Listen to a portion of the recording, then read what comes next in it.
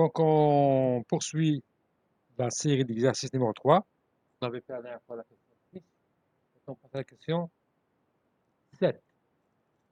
Vous avez une architecture, vous avez 3 switches reliant 4 équipements, plusieurs équipements, des serveurs et des PC. Alors, l'administrateur se rend compte qu'il y a beaucoup de diffusion sur le réseau. Qu'est-ce qu'il doit faire pour réduire ces diffusions afin de résoudre le problème? Et vous avez 2 bonnes réponses. C'est lesquelles? Et si bien sûr, répondez en privé, hein, pour ne pas influencer la réponse des autres. Répondez en privé pour voir donc vos réponses.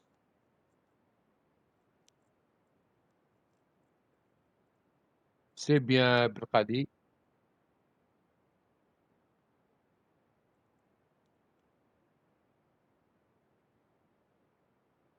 Erreur, Mihobi. Première réponse, elle est juste, deuxième erronée.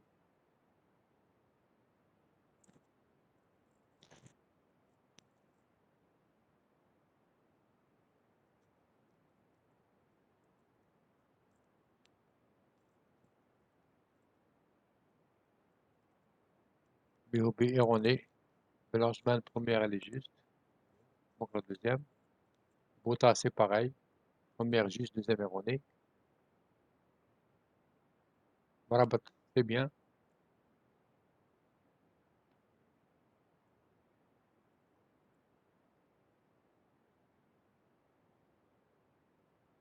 Fleh, une réponse juste, il manque la deuxième.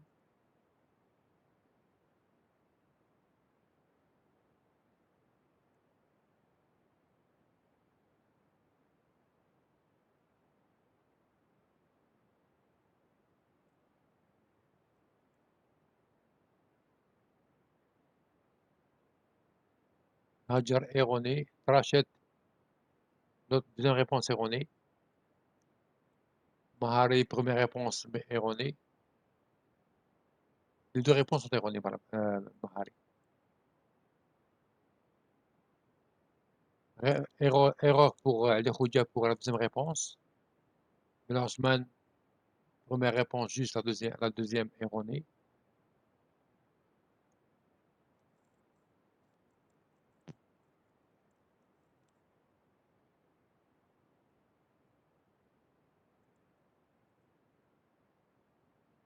C'est bien, Ben Rahmani.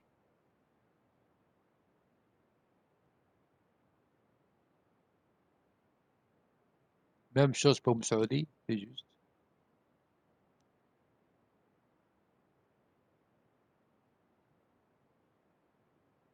Gouzim aussi.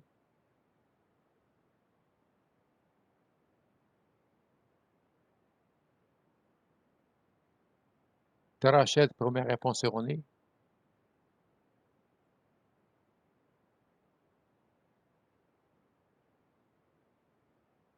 El Khoudia, c'est bon.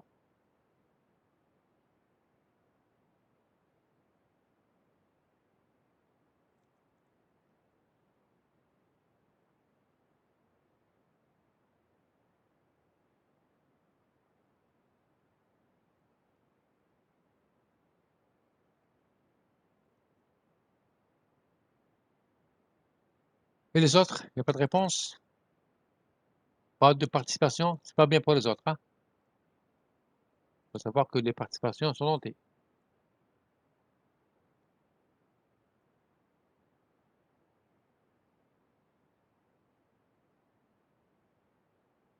C'est bon pour Moussaoui. Hajar, première réponse, oui. Donc la deuxième.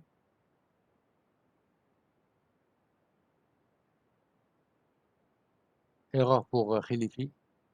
Terachet, première réponse erronée. Deuxième, oui.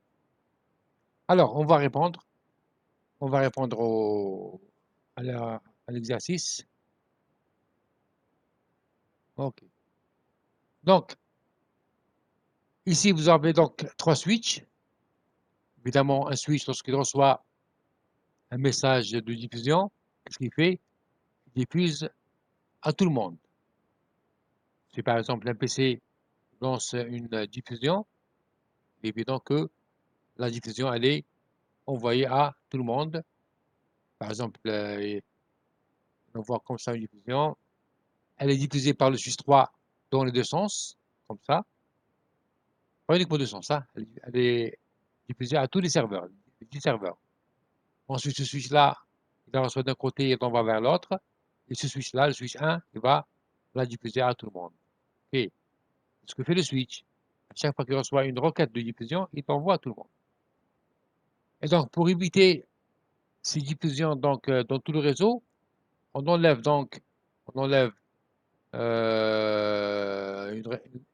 enlève le switch pour placer un routeur, un routeur à la place d'un switch. Ici, on met un routeur. Et le routeur, bien sûr, le routeur évite de faire des diffusions.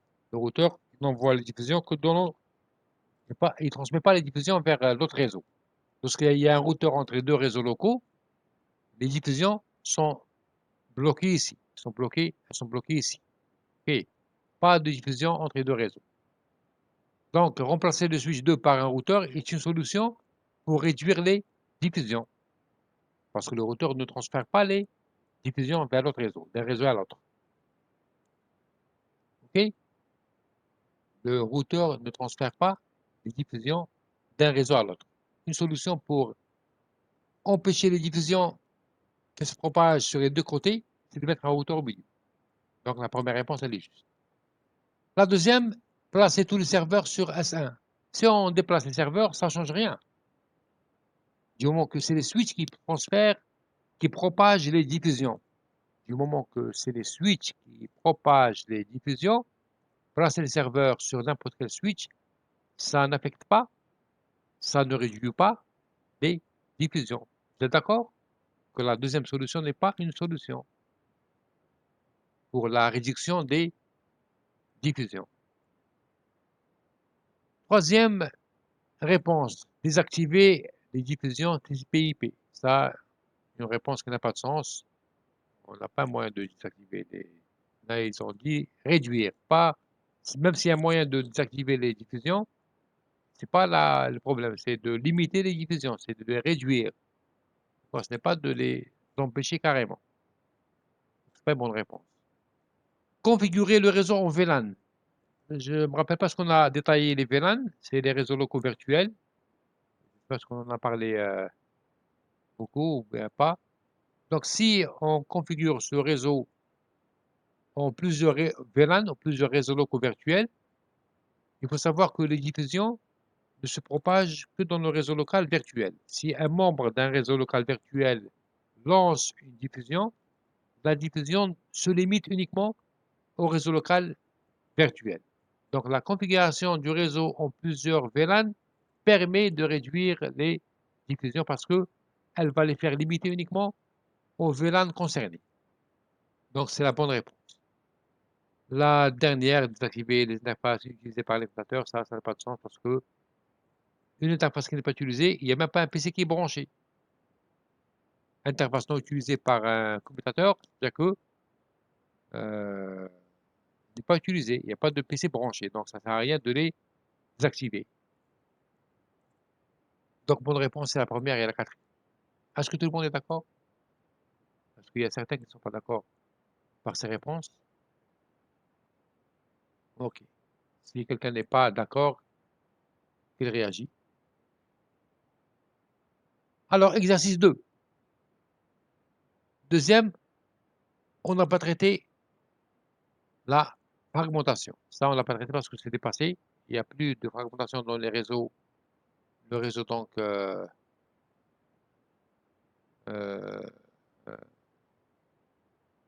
PV6. Mais quand même, on peut répondre à une question qui est donnée pour chaque lien parcouru par une trame envoyée par l'équipement 1 à l'équipement 2, PC1 à PC2, en donnant l'adresse IP et les adresses MAC de l'émetteur et du récepteur sur chaque lien. Voilà la première question. Donc, on peut la faire, vous pouvez la faire. Et il faut la faire dans un tableau. C'est bien de la faire dans un tableau, hein. Allez, rapidement, vous pouvez réfléchir avant de donner la réponse parce que c'est très facile. On a déjà vu ça.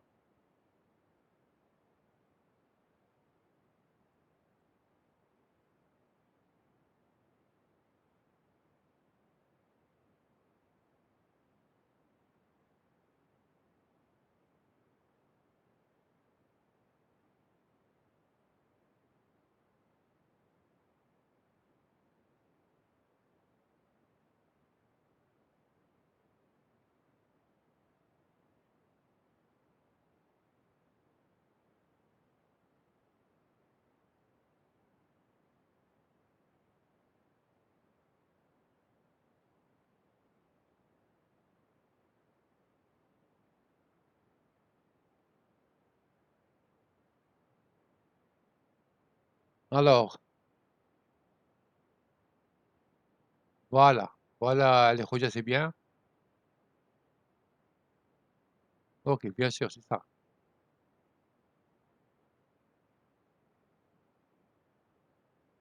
Bouta,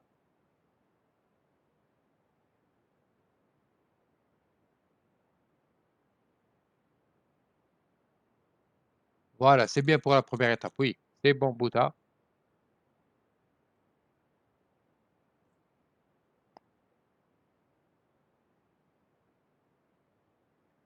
Oui, Belkadi, c'est ça. Une réponse, donc une partie de la réponse, elle est juste. Voilà, pour l'adresse IP, c'est bon.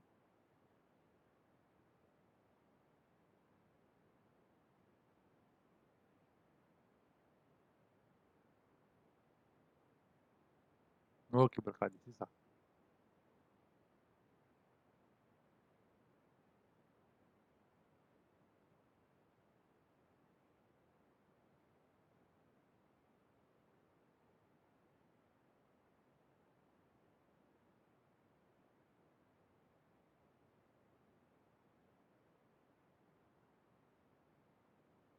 Voilà, c'est ça.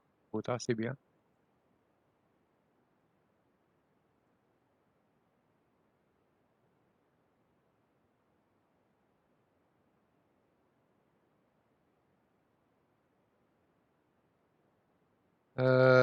Sarah je sais pas quoi. Adresse IP juste, mais adresse MAC, c'est pas clair, hein. Ben Selman. Voilà. C'est des liens, chaque lien, pour chaque lien. Gouzim, c'est ça pour adresse IP. Voilà, c'est bien Gouzim, c'est bien.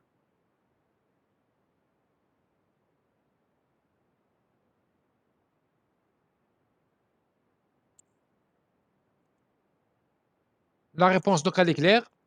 Sur chaque lien, l'adresse IP de l'émetteur sera toujours celle de PC1. OK. Le message qui circule entre chaque lien. Bon, sans parler du switch, hein. Le premier lien, c'est ça. Bon, allez, Khoudia a donné une réponse. Voilà, donc il y a ici, vous avez ici quatre liens. Il y a un premier lien, dans ce sens, lorsque PC1 envoie un message vers PC2, voilà le premier lien, voilà le deuxième lien, voilà le troisième lien, et enfin voilà le quatrième lien. Sachant que les suites sont transparents. Sur chacun de ces liens, l'adresse IP de l'émetteur, c'est PC1. Tout le monde est d'accord. C'est toujours l'émetteur PC1 qui envoie, dans lequel on va retrouver l'adresse MAC, pardon, l'adresse IP de l'émetteur dans chaque message. Ici aussi, c'est adresse émetteur, c'est PC1. Ici aussi, c'est aussi. Et l'adresse IP du récepteur, c'est toujours celle de PC2. Toujours celle de PC2. OK. Adresse émetteur, c'est PC1. Adresse récepteur, c'est PC2. Sur chacun de ces liens. D'accord? L'adressage IP ne change pas entre l'émetteur, celle de l'émetteur et du récepteur ne change pas sur chacun des quatre liens. Si on prend le message dans chacun des quatre liens, c'est la même chose. Qu'est-ce qui va changer, bien sûr? C'est la plupart ont répondu. Ce qui va changer, c'est l'adresse MAC. L'adresse MAC sur chaque lien. L'adresse MAC de l'émetteur sur le premier lien est celle de l'émetteur qui est PC1. Et l'adresse MAC du récepteur, ce n'est pas celle de PC2, c'est celle du routeur R1, sur ce lien-là. Entre le lien R1 et R2, l'adresse MAC de l'émetteur c'est R1 et l'adresse MAC du récepteur c'est R2. De même pour le lien R2, R3, c'est pareil. L'émetteur c'est R2 et le récepteur c'est R3. Et enfin sur le dernier lien, l'émetteur c'est R3 et le récepteur c'est PC2. Ceci pour ce qui est des adresses MAC. Donc les voisins se connaissent par leur adresse MAC, mais l'adresse IP c'est toujours ceux des deux extrémités. Ça, on l'a déjà vu, on l'a détaillé dans une démonstration dans un cours. OK? C'est clair pour tout le monde? Très bien. L'adresse MAC change dans chaque lien, mais l'adresse IP ne change pas. L'adresse MAC, c'est celle des voisins, qui permet à leur interface réseau d'accepter la trame et de la traiter. Et l'adresse IP, c'est toujours celle des deux extrémités, quel que soit le lien sur lequel on se retrouve. Voilà pour l'exo 2. Les prochaines questions, on n'a pas vu ça en cours, on n'a pas traité la fragmentation, donc on passe. Maintenant, l'exo 3. Voilà donc une architecture. Je vais réduire ça un petit peu pour voir le tout. Voilà donc une architecture d'interconnexion de plusieurs réseaux locaux. Et le tout est relié à Internet. Le tout est relié à Internet. Et on vous donne aussi l'adresse IP de chaque... il y a petit... il y a pas, et voilà. Il n'y a pas beaucoup de détails. Bon, il y a le réseau Internet, voilà. Donc vous avez 4 réseaux locaux. Un réseau local en boucle, vous voyez ici, et 3 réseaux locaux en bus. Le tout est relié via sont reliés par des routeurs. Donc il y a le routeur R1 qui interconnecte les deux réseaux en bus, routeur R3 qui interconnecte trois réseaux locaux, le réseau local en boucle et les deux réseaux en bus, le routeur R2 qui interconnecte deux réseaux en bus qui sont en haut, avec via une ligne commutée, réseau téléphonique commuté, vers le réseau téléphonique, vers le routeur R4. Et le routeur R4 relie le tout vers Internet. Vous avez une table de routage ici. Bon, il y a une petite erreur, je pense. Hein, une petite erreur. Ici, c'est pas le 200. Ça, c'est faux. Et, non. Alors, la question demande de dire à quel. Pardon. Je vais juste. Parce que je sais qu'il y a une erreur. Ici, c'est 2 minutes. Hein.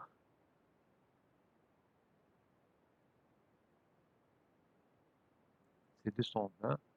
C'est 220, il y a une petite erreur.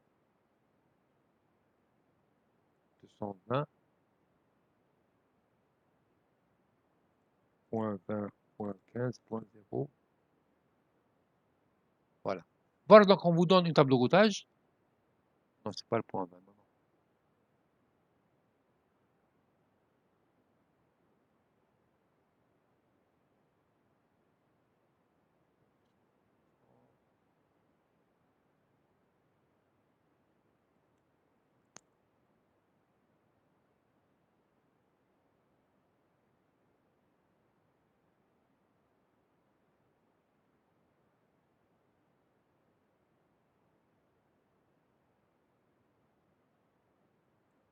Erreur pour les réponses qui sont données. Bon, ça part la deuxième ligne. Je vais juste vérifier quel réseau qui manque. Donc, le 200.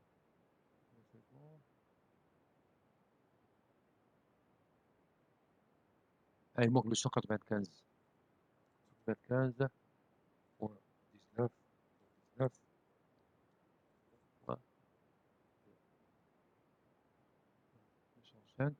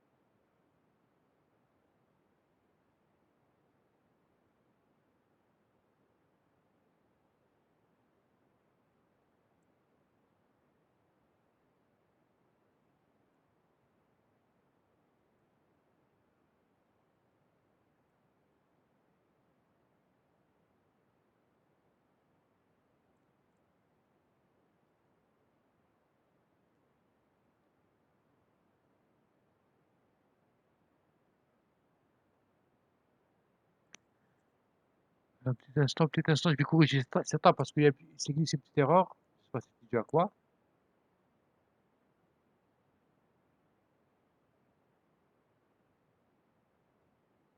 Ça, c'est ici. Ça, c'est ici.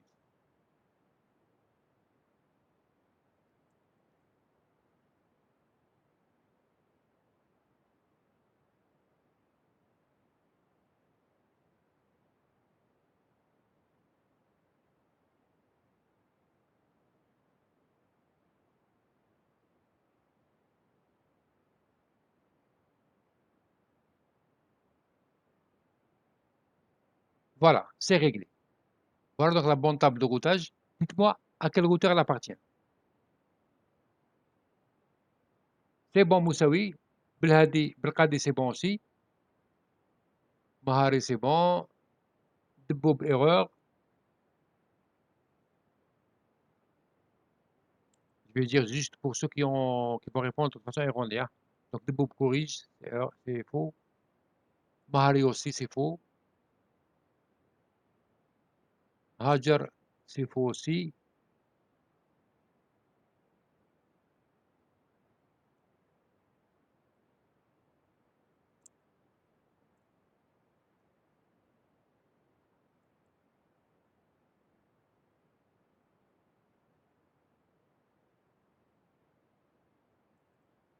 La plupart ont répondu correctement. Oui, Abaoub, oui, c'est juste. Kulzaoui, voilà. Blanchman, faux.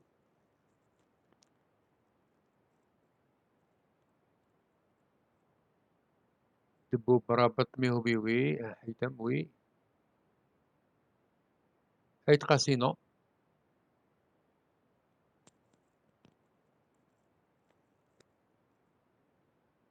Rohouma, Abderrahman, oui. Avec Khalifi.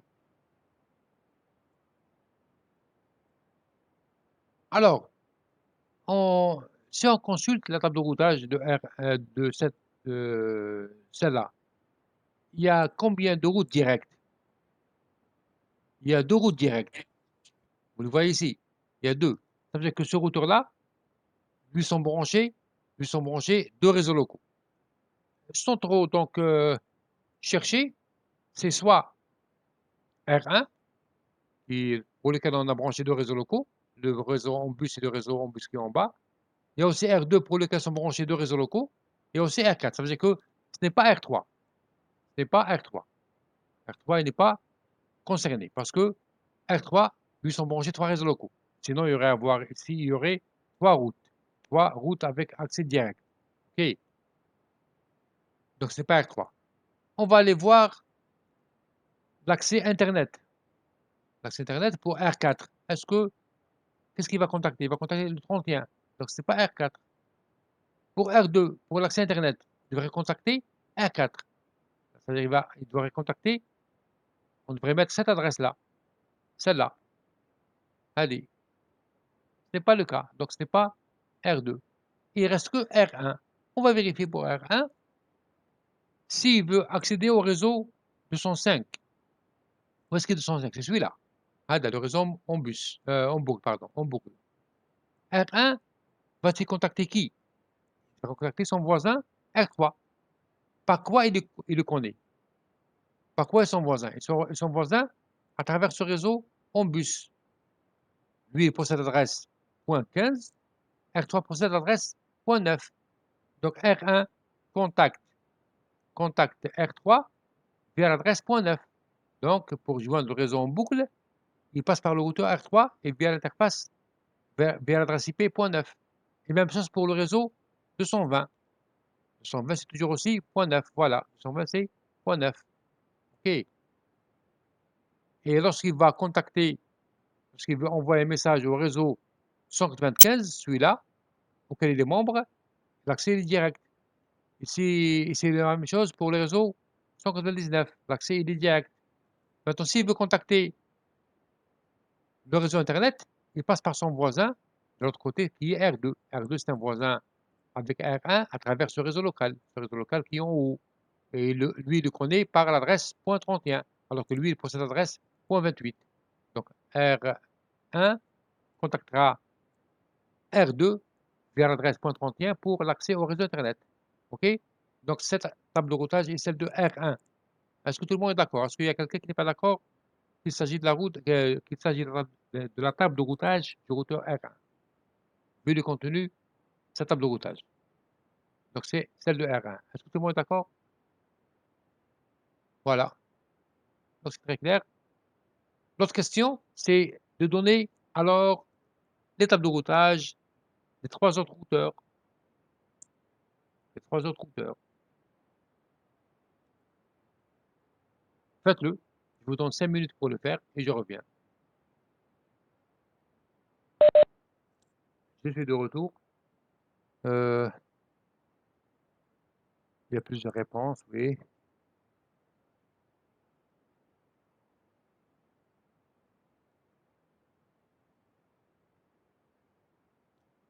Bon, je vais voir la réponse de Bouta pour le routeur R2.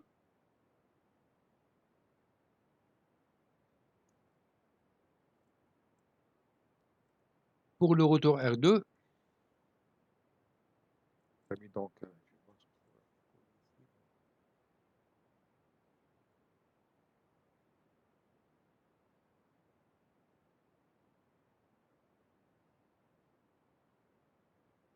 Je vais enlever celle qui est là.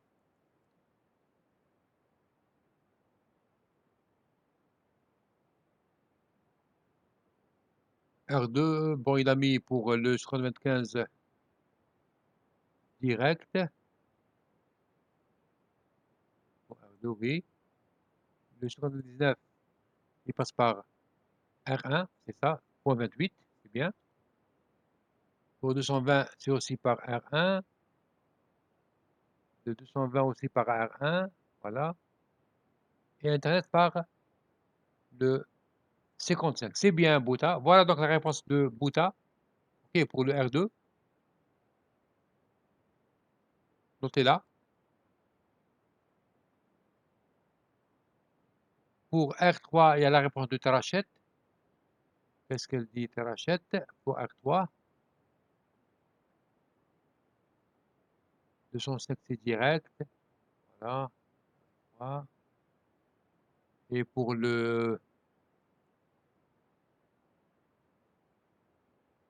R3, je vais la mettre aussi ici. Pour R3, non, non, je ne pas copier.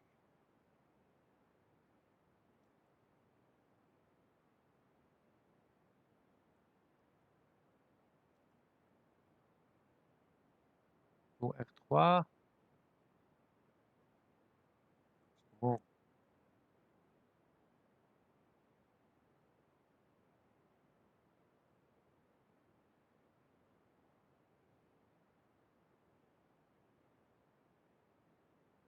pas copier. R1, voilà. Ici, c'est deuxième route. On va voir. Et prochaine route.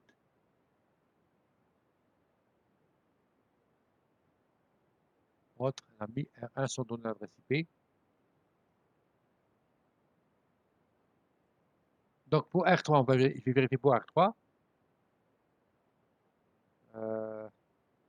Pour le 205, c'est direct. Le 195, il passe par R1. Donc il le connaît par le point 13, point 15. C'est point 15. C'est 17, donc c'est point 15.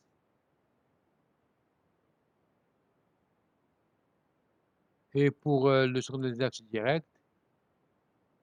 Pour le 220, c'est direct. Et pour autre, c'est R1. Donc c'est même chose, point 15. Voilà pour ce qui est de routage de R3. C'est bien, Terrachette. Euh, R3, pour le Bota, tu as fait une erreur, hein. Il faut mettre l'adresse IP du voisin, pas de la carte réseau de sortie. OK, Bouta? corrige. Quelqu'un peut-il donner celle de R4? R4, Yam Saoudi, il dit que tous les réseaux, donc ça passe par le C-compte, voilà. Internet, c'est, on va pas dire direct, mais on va dire sortie d'interface qui mène vers, bon, direct entre guillemets, hein.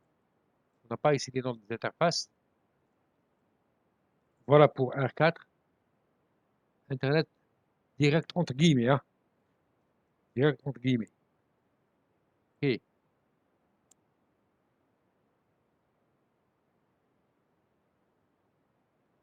Pas réellement direct, hein. C'est le voisin du routeur R4. C'est le voisin qui est du côté donc Internet. On ne connaît pas l'adresse de ce routeur-là. OK?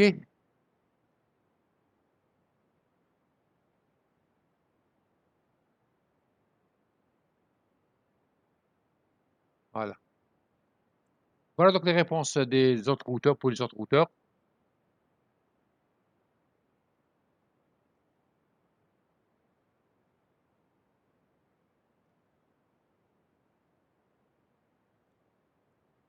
Voilà.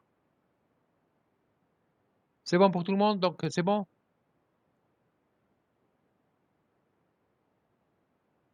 Donc en fait, on n'a pas l'information sur le voisin de R4, mais sinon, pour l'accès Internet, il donne à son voisin. Son voisin, donc, via le voisin de R4 ou bien la sortie de R4, l'interface de sortie de R4 qui mène vers le réseau Internet, hein. Voilà. Voilà pour ce qui est donc de cet exercice, il est très facile. On passe maintenant à l'exercice prochain s'il n'y a pas de questions. Si quelqu'un n'est pas convaincu, il pose la question, sinon c'est très facile. Pas de questions? Ok, c'est très clair. Très bien. Alors, vous avez donc deux tables de routage. Les voilà. On vous donne, on vous demande de donner l'architecture du réseau à partir de ces tables de routage. C'est de faire un dessin à partir de ces tables de routage.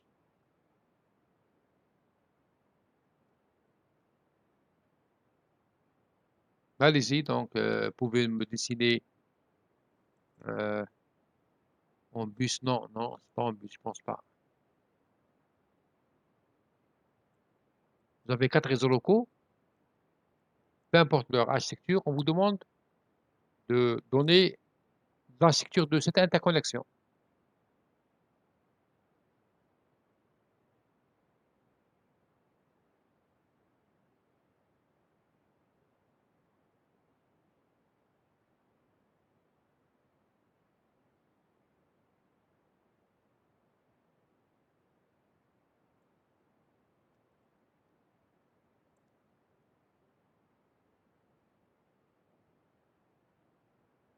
Allez, faites-moi le dessin.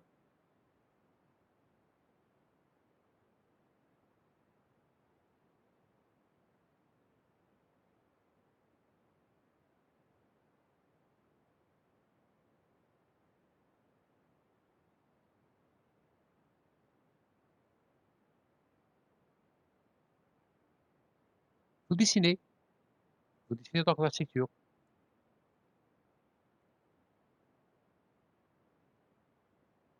Pour les réseaux locaux, mettez juste leur nom sans donner trop de détails pour les réseaux locaux, hein. Vous avez... Oui, vous le partagez, oui.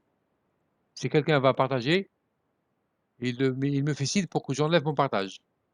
Je pense que tout le monde dans la série d'exercices peut enlever le partage et faites-moi partager vos solutions.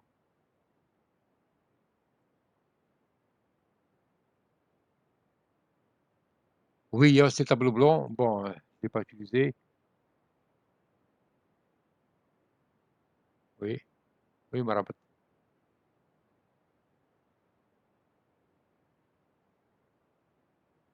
Je ne l'ai jamais utilisé, sincèrement. Le tableau blanc, je ne l'ai jamais utilisé.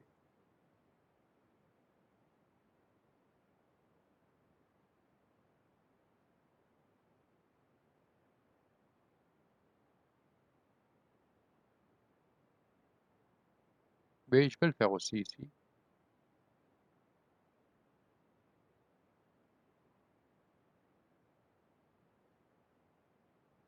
Donc, vous avez deux routeurs. Il y a deux routeurs. Vous devez les schématiser avec des cercles, des cercles. Routeur R1 et routeur R2. Le routeur R2. On va commencer par les routeurs. OK. Ensuite, il y a les réseaux locaux. Les réseaux locaux, il y a A1. Que dit A1? Il est branché directement au réseau R1. Donc, parce que l'accès est direct. Oui ou non? Donc, le réseau local A1, il est membre dans le réseau local A1. Le routeur R1, il est membre. Donc, sûrement, il lui est lié directement. C'est sûr.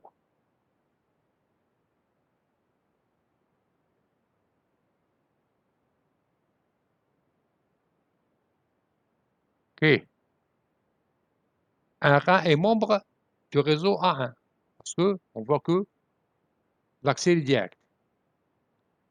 Même chose pour A2. Même chose pour A2. A2 contient le réseau R1. Donc, lui aussi, il est membre.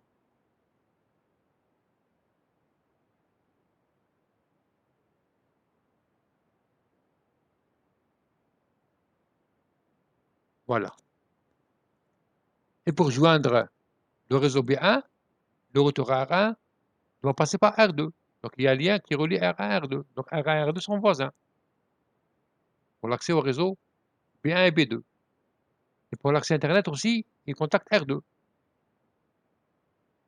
Et si on va à la table de routage de R2, pour joindre A1, il passe par R1, même chose pour A2, et B1 et B2, ils sont directement reliés à R2, B1 et B2. Voilà B1, voilà, c'est ça. C'est ça, El Khoudia. B1, il est là. Il est membre donc de, plutôt B1 et B2 ont comme membre le routeur R2,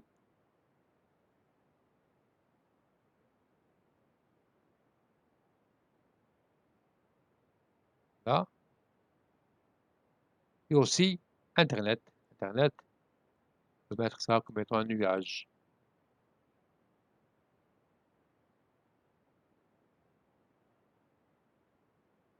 Voilà, le réseau Internet.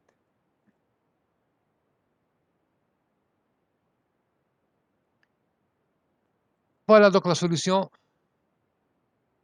pour cet exercice. Donc, il y a ici, on mentionne la sortie Internet. Donc, on mentionne le nom de l'interface de cette sortie-là qui mène vers Internet. Voilà, c'est facile, bien sûr, c'est facile, pas de souci. Voilà donc la structure qui est demandée à partir des tables de routage. C'est clair pour tout le monde aussi? Pas de souci? Voilà. Allez, on avance. Tu peux effacer la structure? Vous pouvez la noter avant d'effacer? Vous pouvez bien sûr la récupérer dans la vidéo, hein, parce que c'est enregistré dans la vidéo. Vous pouvez toujours la voir, c'est facile. Voilà. Allez, on passe. Prochain exercice. C'est les mêmes choses. Là, vous pouvez le faire tout seul. C'est le même principe, table de routage, dessiner, etc., etc. Quelques exercices. On a déjà fait ça à dressage, on a fait dans l'exercice de la série précédente. OK. La fragmentation, c'est pas la peine de la faire parce qu'on n'a pas traité. Alors, on en passe. Hein. On passe à l'exercice 6. 6. C'est les plus intéressants.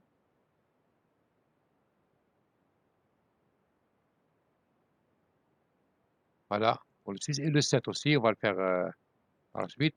Alors, le 6. Vous avez ici un paquet IP dans lequel on vous montre l'entête IP.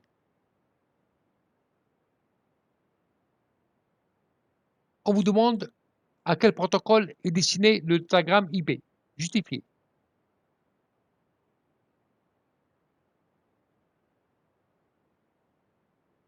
Première question, à quel protocole est destiné le paquet IP?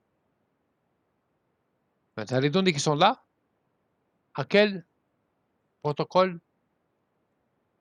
on va les donner, on va les remettre. Les données qui sont là, à quel protocole?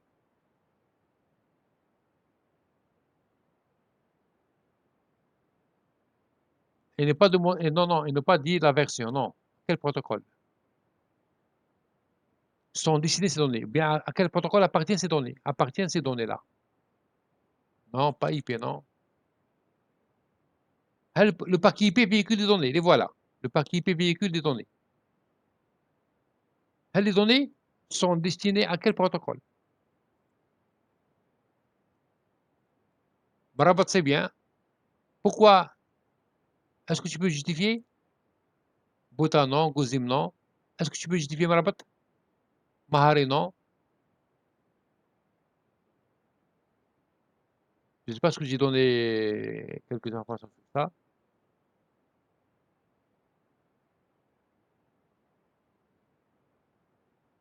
Et lequel, Ali Khouja, il faut dire lequel? Mais ça veut dire c'est bon. Comment tu as trouvé ça? Ça veut dire, est-ce que tu peux justifier?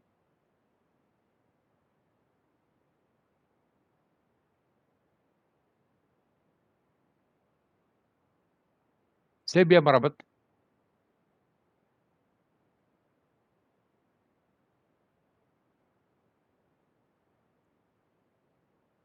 Non, Fleh, non. Non, c'est pas ce qu'il est venu ou bien il va aller. Non, non. Ça veut dire non. C'est pas ça qui.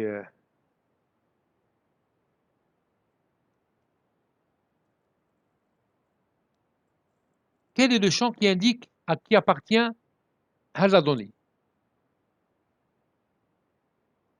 Quel est le champ qui indique à qui appartient cette donnée-là? Dans un paquet IP. C'est bien, les c'est le champ protocole. C'est le champ protocole. Et quelle est la valeur? C'est la valeur, c'est 6. Ici, la valeur, c'est 6. Voilà. Comme c'est 6, moi, je vous ai dit ça. 6, c'est pour TCP. 6, ça indique protocole TCP. Je pense que je l'ai dit dans le cours. 6, c'est pas version 6, non. 6 pour dire que la donnée appartient au protocole TCP. Donc, la donnée qui est là est un segment. C'est un segment TCP. OK? Et si c'est 17, s'il y avait ici la valeur 17, c'est quel protocole? À qui appartient la donnée qui contient ici s'il y avait la valeur 17? UDP, oui. La donnée contient alors un segment UDP s'il y avait la valeur 17 dans le champ protocole. Si c'est une donnée qui appartient ici à ICMP, quelle serait la valeur dans le champ protocole? Si la donnée était un message ICMP. 1. Voilà, c'est bien, MOB. Si la valeur du s'il y avait une donnée ICMP, la valeur dans le champ protocole serait égale à 1. Et si c'était 2, que contient ici le paquet IP? Quelle donnée? Il contient un message du protocole, lequel? S'il y avait la valeur 2, ici. Voilà, c'est bien de Bob, c'est le protocole IGMP. La donnée appartient au protocole IGMP. Voilà pour la première question. Donc, la donnée qui est là appartient au protocole ICMP et c'est un segment TCP. Pardon, appartient au protocole TCP. Il s'agit d'un segment TCP.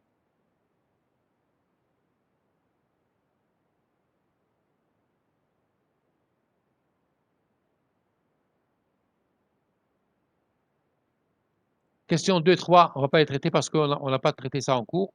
Non,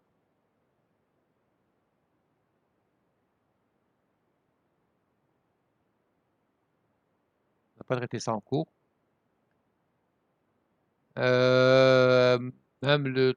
Bon, est-ce que vous pouvez interpréter la valeur de TOS ou bien type of service?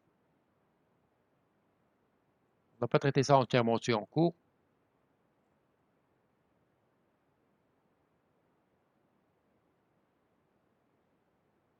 Non, on va la sauter aussi, on va la sauter. Donner adresse IP, réseau, source et destination, c'est des calculs à faire. Donc, c'est des calculs binaires. C'est facile. La dernière question qu'on peut répondre, à qui dessiner ce datagramme?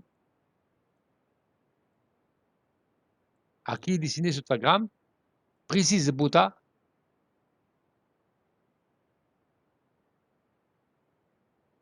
Répondez à cette question.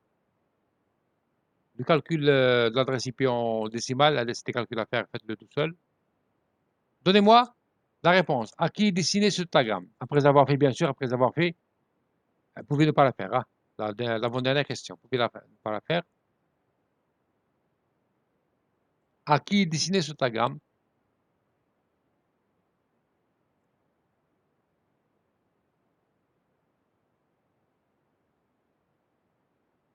Bon, ici, on suppose aussi qu'on traite les classes. Non, non, ça veut dire, non.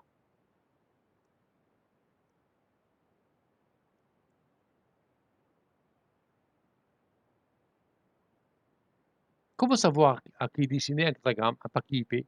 Qu'est-ce qu'il faut voir? Qu'est-ce qu'il faut voir? Oui, allez, Khoudia, oui. Voilà, il faut voir l'adresse IP de qui? Adresse IP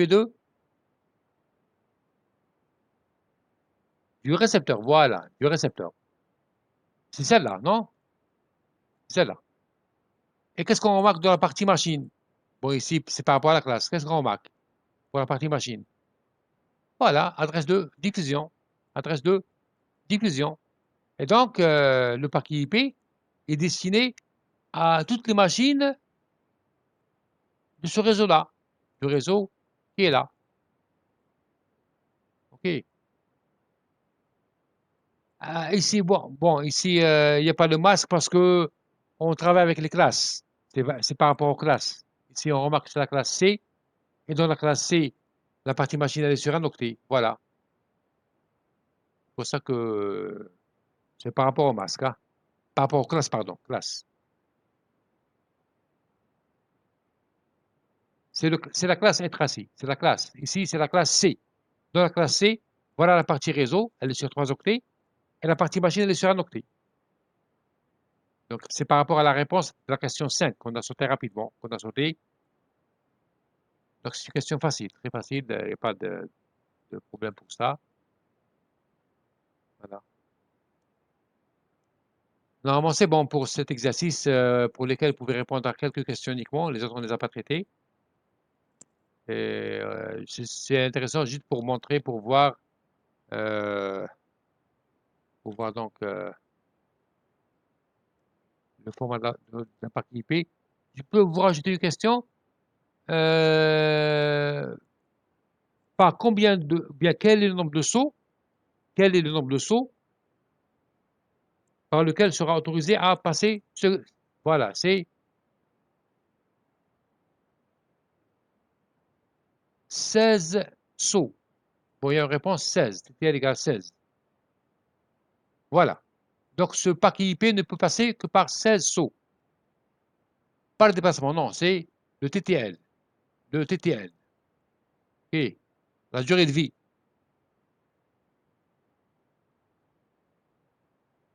Durée de vie, c'est égal à 16. Donc, le routeur sera écrasé après avoir passé par 16 routeurs. Le 16e routeur, il va l'écraser.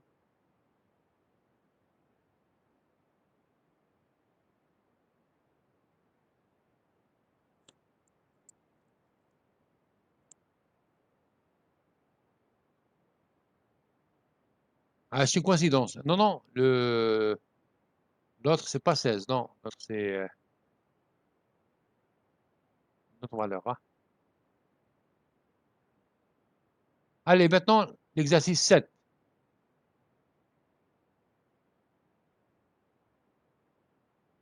L'exercice 7. Vous avez un paquet IP, ou bien plusieurs paquets IP, comme vous le voyez ici. La première question, on ne va pas la faire. Bon, il y a des paquets. Non, non, non. Allez, on ne va pas le faire parce que ça traite les datagrammes, les fragmentations qu'on n'a pas traitées. Donc, ça donne fin à la série d'exercices. Allez, on passe rapidement à la prochaine série d'exercices pour vous montrer un petit peu euh, la quatrième série d'exercices. Voilà.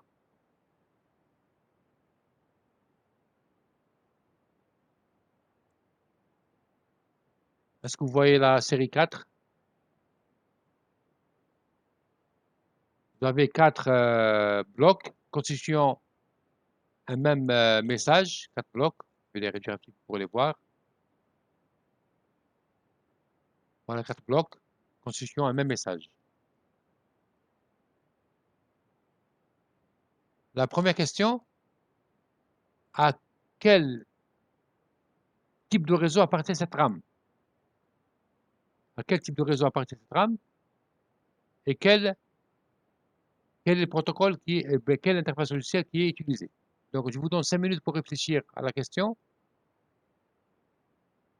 et je suis de retour. Alors, il y a quelques réponses. Bouta, c'est bon.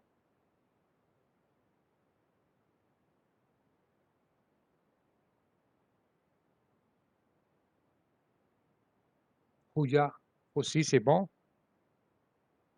Alors, quel type de réseau ici?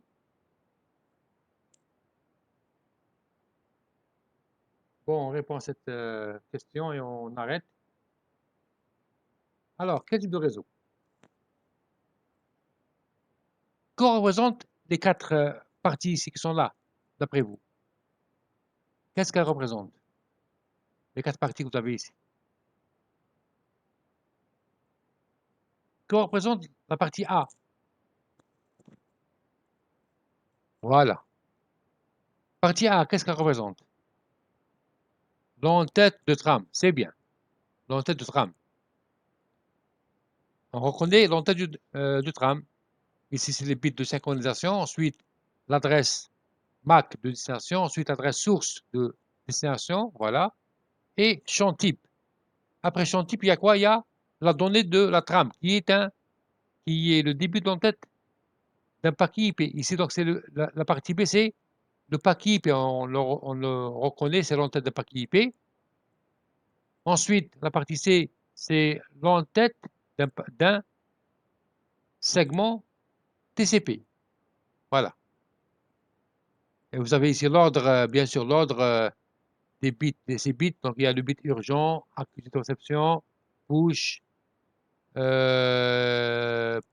RST pour initialiser, synchronisation et fin. Voilà. Et enfin, il y a des bits de contrôle de la trame. Donc, ceci est une trame Ethernet. Donc, le réseau utilisé est un réseau Ethernet. Et quel protocole est utilisé? C'est le protocole TCP/IP. La partie logicielle, c'est le protocole TCP/IP. Voilà. OK? Essayez de faire le reste des questions. Vous pouvez répondre à la deuxième, elle est facile. On laissera les autres pour la prochaine séance, dernière séance. Qui va recevoir la trame et qui pourra traiter son contenu?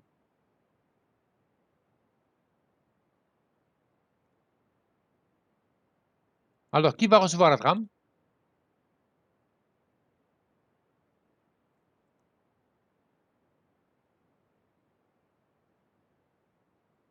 Il y a des réponses. Qui va recevoir la trame? Donnez-moi une réponse claire. Qui va recevoir la trame? On remarque que c'est une trame de diffusion. Oui, c'est bien Belkadi. On remarque que c'est une trame de diffusion parce que l'adresse MAC dans l'entête de la trame, c'est un partout. Donc, toutes les machines du réseau local. Voilà. Toutes les machines du réseau local. C'est bien, être passé et MeOB, c'est bien. Toutes les machines du réseau local vont recevoir la trame. Voilà. Mais qui est-ce qui va la traiter? Qui est-ce qui va la traiter et qui va l'accepter? Voilà, c'est par rapport à l'adresse IP dans le paquet. Oui, ça veut dire c'est faux. Hein. Voilà. Celui qui va la traiter, c'est la machine qui aura comme adresse IP cette valeur. Et d'après les calculs de certains, c'est la machine 200, 210, 15, 137. Voilà, la machine 200, 210, 15, 137. Puis à la machine 137 du réseau 200, 210, 15. Si c'est par rapport à la classe C. OK? Celle-là. Je vais la copier, la mettre ici. Ce qu'on voyait donc à l'Eroudia.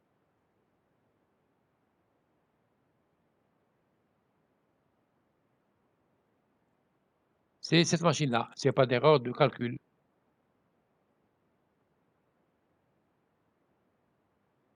Voilà. Bien, hein,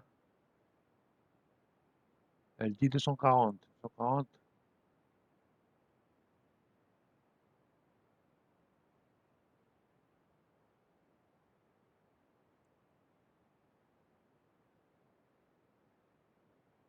OK? Ah, moi, c'est 137. Pour ça.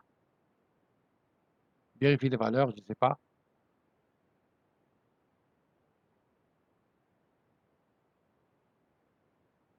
Voilà, 137. Voilà. Et le reste des questions, préparez-les pour la prochaine fois, pour ce qui est la taille du bloc C, etc., etc. OK. Ça, il faut les faire la prochaine fois. Voilà, je vais vous montrer juste un exemple d'échange de segments TCP. Ça, c'est bien d'expliquer ça pour compléter le cours qu'on a vu aujourd'hui. Donc, vous le voyez ici, il y a un client A qui envoie une donnée vers le serveur B. Vous voyez que la demande de connexion, c'est en envoyant un segment avec le bit SYN positionné à 1. Le numéro de séquence, il commence par 100. La réponse du serveur, c'est une demande de connexion à son tour avec bit SYN égal à 1. Bit ACK pour accepter la connexion. Le numéro de séquence pour lui, c'est 20 pour l'autre sens et ACK, c'est 101. Et ici, donc, c'est la connexion. Voilà l'échange de données. La question qui est demandée ici, donner les scénarios d'échange. Donc, tout ça, vous le faites pour la dernière séance de TD. Préparez donc cette série que je vais vous envoyer par mail pour la prochaine séance.